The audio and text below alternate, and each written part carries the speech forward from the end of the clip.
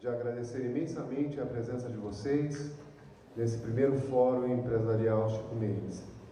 Acho que todos aqui já conhecem a trajetória do Instituto, o trabalho que o Instituto desenvolve na área socioambiental.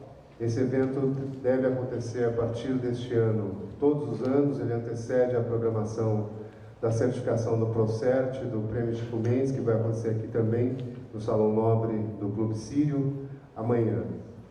Esse fórum surgiu da necessidade que nós sentíamos de reunir os vários atores, os parceiros do Instituto Chico Mendes, para discutirmos questões que sejam importantes e que estejam na pauta do dia de todas as empresas, de todos os empresários, e que possam contribuir para uma verdadeira transformação dentro daquilo que a gente tem de concepção de um futuro melhor para todos nós, e que possa também contribuir de maneira efetiva para que as organizações empresariais possam trocar informações, possam discutir problemas e possam apontar soluções.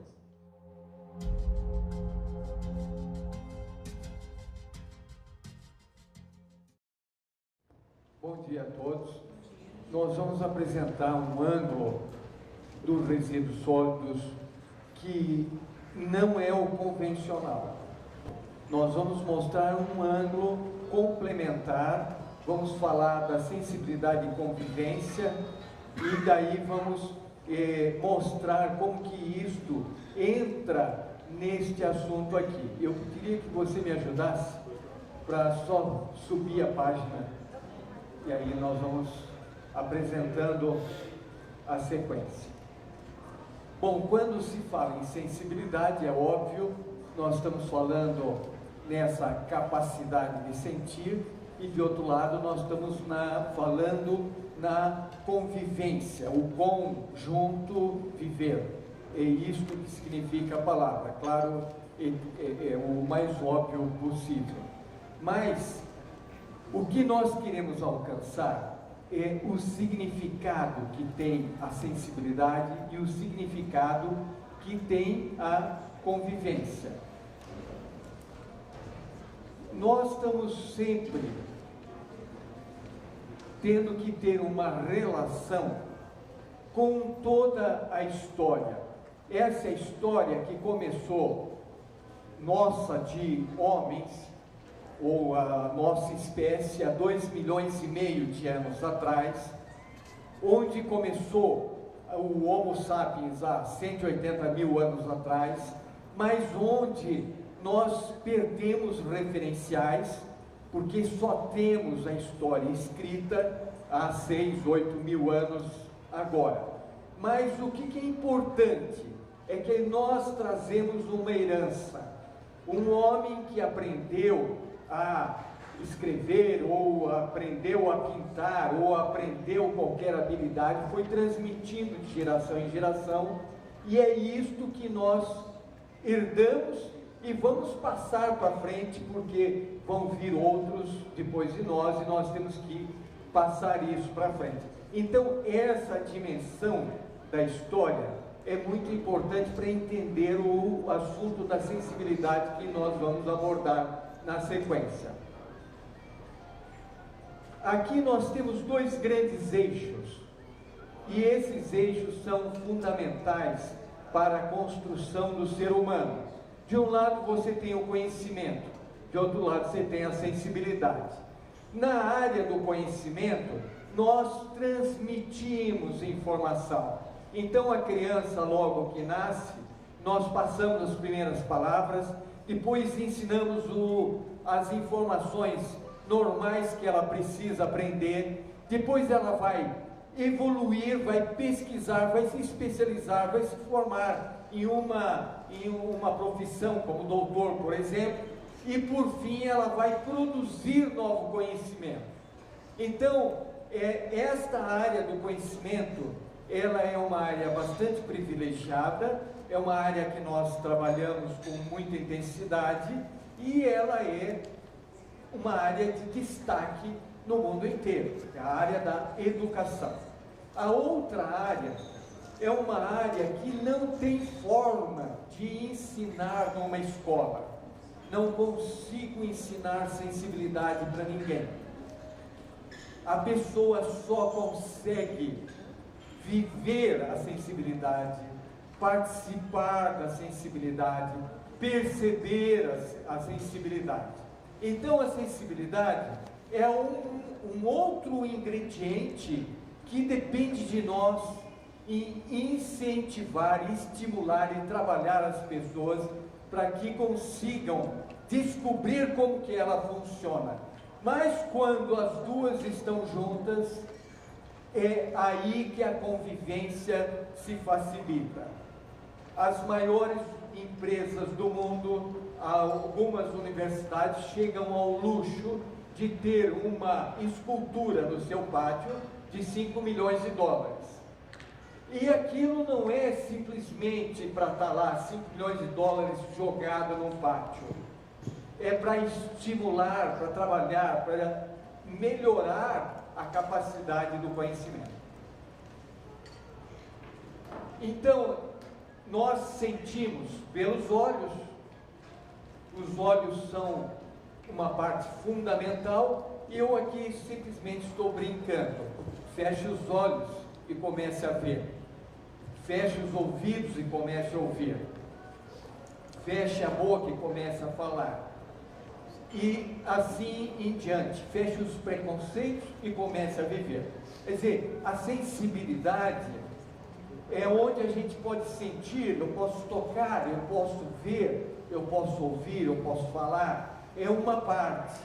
Mas tem uma outra sensibilidade que faz com que a gente se situe, que a gente tenha uma noção, o que está aqui atrás, o que está à frente, o que está do lado, onde a gente se integra nessa história que eu falei ali, do passado e do futuro, onde a gente tem uma noção, onde as mulheres principalmente conseguem ter aquele sexto sentido, e de repente ela consegue olhar para uma pessoa e falar, puxa, fui com a cara daquela pessoa, ou não fui, mas este é um sentido fantástico, importante, essencial na construção do ser humano, e que infelizmente este é o lado da cultura, este é o lado da arte, este é um outro lado complementar que infelizmente muitas vezes fica relegado a terceiro, quarto, quinto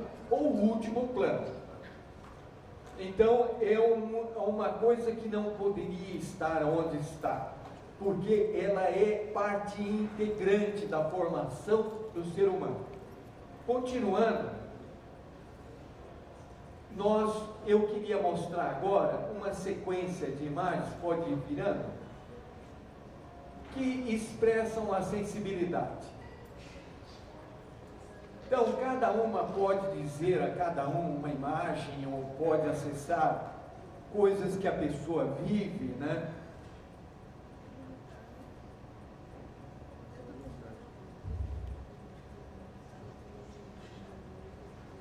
Então, é isto. O sentir, o perceber, é algo de cada um de nós. Não tem jeito de universalizar isto. Não tem jeito de eu criar uma universidade da sensibilidade e dar aula lá para as pessoas, para elas chegarem aonde nós desejamos. Mas o que importa aqui é perceber que sem a sensibilidade nós não teríamos a cultura, nós não teríamos esta manifestação que o homem consegue através da dança, teatro, cinema, ou literatura, ou que seja, incluindo aí canto, ópera, escultura, pintura, etc. E isto é uma coisa que vem na nossa história. O pré-histórico, quando chegou lá na caverna e fez a pintura que ele fez, o Rubenstre lá, ele manifestou uma maneira como ele via, como ele sentia, como aquilo agregava e como aquilo podia contemplativamente ser visto pelas outras pessoas. Mas tudo isto produz um efeito extraordinário no ser humano. É disto daqui que a gente consegue alavancar Quer dizer, você tem que trabalhar conhecimento, é óbvio que tem que trabalhar, é óbvio que você tem que ler milhões de livros e tem que estudar cada vez mais para se enriquecer e ir, mas é essencial você se desenvolver em sensibilidade, e é este o ponto que nós estamos querendo trabalhar aqui, ok? Bom, e a arte não é uma habilidade, então não é eu ter a habilidade em esculpir que vai me transformar num artista. Eu posso ser um artesão, que é bem diferente de ser um artista. Então, a arte é a manifestação do sentir. É onde eu vou trazer ideias, é onde eu vou criar, é onde eu vou me relacionar e essencialmente sentir o tempo. Então eu tenho que sentir nesse tempo os desafios que esse tempo interfere comigo. E tenho que sentir as respostas possíveis desse tempo. E tenho que mostrar a ideia. Eu vou dar um exemplo. E o exemplo vem de Michelangelo. Então, Michelangelo, quando fez Davi, ele tinha, isso foi em 1506, ou por aí, perto dessa idade, ele tinha 26 anos ou 27 anos, e ele pegou uma pedra de mármore de 5 metros, do tamanho de qualquer uma dessas mesas que estão aqui, 5 metros de mármore, e ele esculpiu um Davi. Mas, o que é importante compreender? Que Davi, até Michelangelo, era um personagem de 1,5 metros. Ele não era o Golias, ele não era o gigante, ele era o pequenininho. Então você começa a sentir como que a sensibilidade levou ao Michelangelo produzir um Davi de 5 metros. A outra coisa é como que ele fez daquela pedra um cara tão perfeito, tão harmônico, tão fantástico, que você vê em 5 metros um personagem sem errar as desproporções. Poderia ter feito um braço assim ou outro assado, mas ele fez tudo dentro da maneira como ele entendeu. E ele era um cientista, ele era um teórico, não era nada disso. Ele era um artista que sentia o seu tempo, que sentia a história, que sentia a resposta, que sentia o desafio, e daí ele criou uma obra de arte. Então, a obra de arte é a manifestação da sensibilidade. E isso é muito difícil, porque de repente veio Duchamp, colocou um urinol lá no centro do museu e criou uma celeuma, se aquilo era obra de arte. Manifestou o sentimento, é obra de arte. Pensou, ele produziu uma resposta, é obra de arte. Ele produziu algo para um desafio que as pessoas tinham. E o desafio é o que é obra de arte. Então é isso, não é a habilidade, é essa manifestação. E agora, nós vamos mostrar uma sequência de imagens, e estas imagens começam então a ter interferência com o tema resíduos sólidos. Então o que nós vamos mostrar? Nós vamos mostrar obras construídas a partir do ferro, do alumínio, do bronze, do cobre, do latão, da madeira, da pedra, restos de construção, tudo jogado e daí reciclado. Tá? E depois nós falamos sobre isso. Então agora vamos ver essas obras. Você dita o ritmo de passar.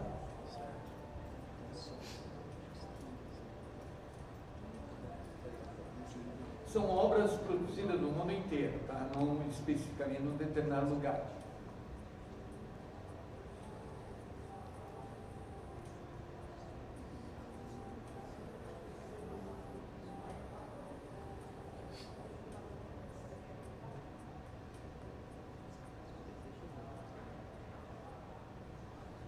Então, algumas mexem com pintura, outras reciclam os materiais, umas são grandes,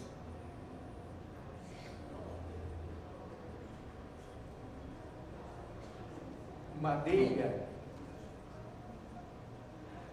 novamente madeira, aproveitamento de materiais reciclados, um corte numa madeira, uma folha,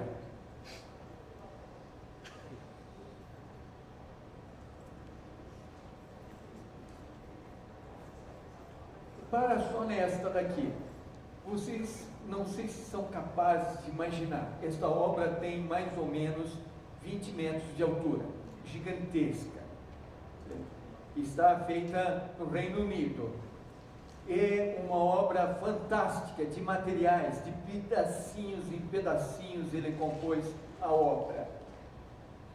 Então é uma obra feita de resíduo sólido, que é o assunto que nós estamos falando aqui.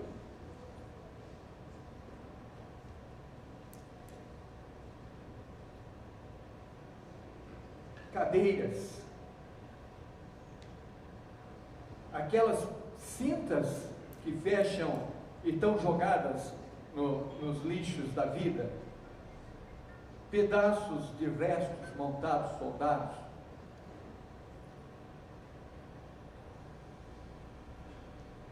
telas jogadas, aqui o ninho,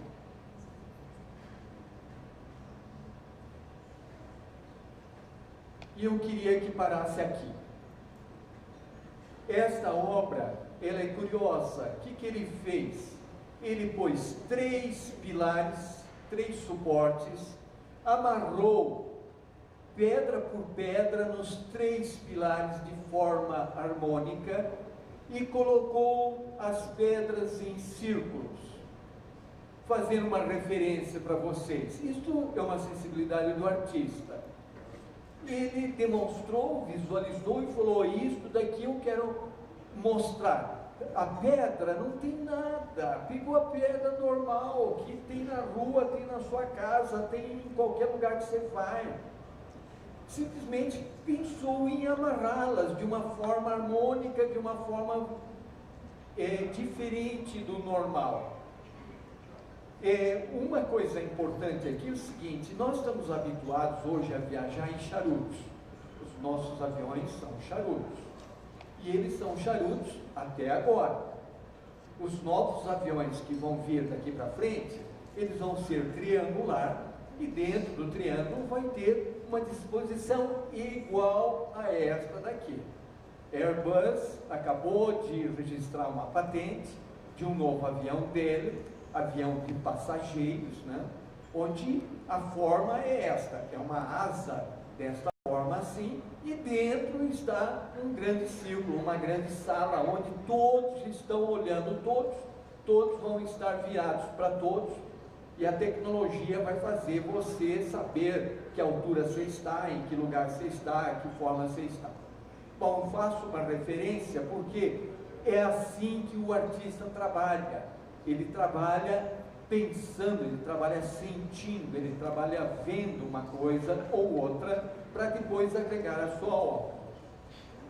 Bom, muitas dessas obras, eu pus algumas, mas eu não quis exagerar, valem mais de $1 milhão. E estão aí, foram feitas com 1 quilo ou a tonelada de resíduos sólidos jogados. E daí ele transformou isto no quê? Num patrimônio da humanidade. Na hora que ele constrói a obra de arte, ela passa a ter um valor totalmente diferente, totalmente importante, totalmente significativo. Então, não importa se aquele homem estudou numa universidade, se tem um PhD ou não, importa que ele teve capacidade de sentir e manifestar a sensibilidade dele. E a arte é um transformador de pessoas. Weissenberg sempre fala aqui: você tem que entrar no museu e sair outro. E esta é a verdade, o curador tem esse trabalho. trabalho de conseguir que você entre de uma forma e saia transformado do outro lado. Continuando, então, bom, mas o que é trabalhar a arte de uma forma inteligente? A arte é igual uma orquestra, tem lá as cordas, tem a percussão, tem 1000 caras tocando, você tem que fazer uma coleção.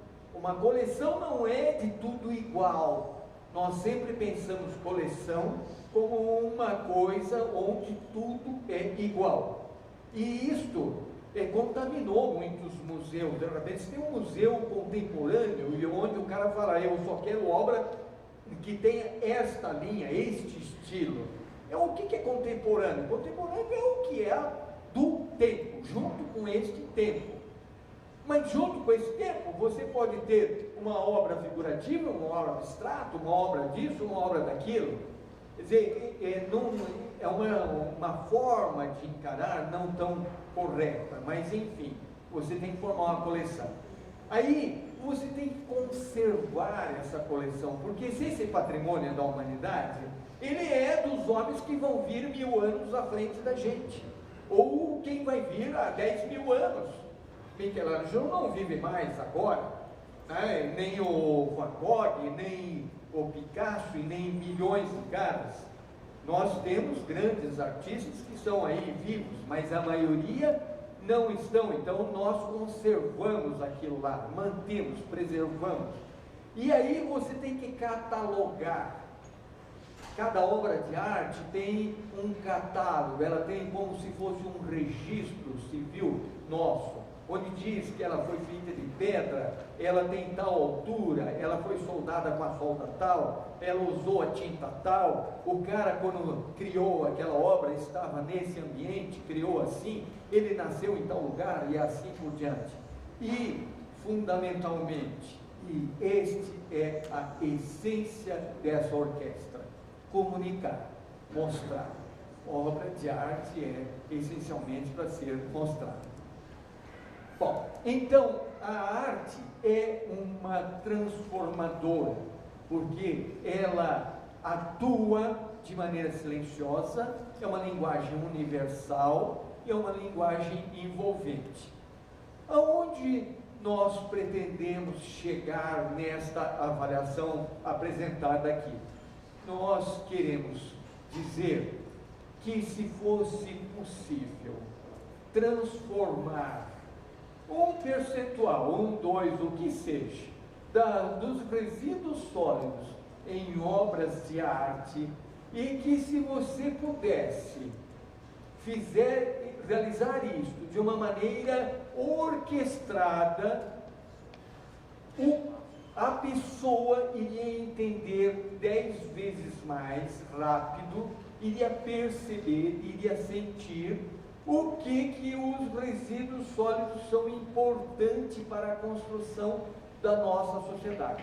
Esta é, em breves palavras, o propósito desta nossa apresentação.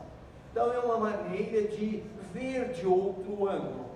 O ângulo convencional é reciclar, é fazer usos, reaproveitar, selecionar, ver se aquele resíduo veio da área da construção, ou ver se veio da área da indústria, ou se veio da área dos lares, e nós estamos complementando a ideia com outro foco. Este é o objetivo da contribuição em apresentar esta palestra sobre sensibilidade e convivência. Por quê? Porque a obra é realmente para aproximar as pessoas, é para juntar as pessoas e conviver. É isso que eu queria apresentar. Muito obrigado, Cláudio, pela sua saudação. José Roberto Orquiza.